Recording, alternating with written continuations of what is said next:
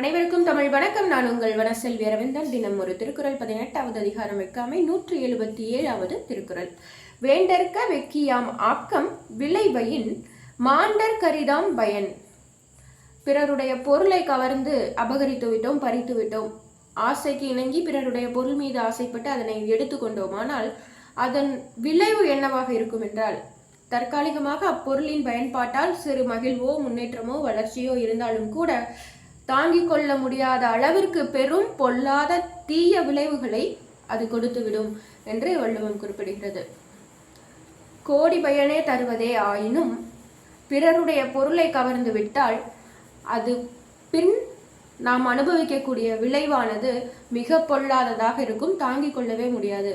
அதனால் பிறருடைய பொருளுக்கோ பிறருக்கு சொந்தமான எதுவாக இருந்தாலும் சரி, அதனை விட்டு விலகி இருப்போம். நன்றி, வணக்கம். நாளை மீண்டும் சந்திக்கலாம்.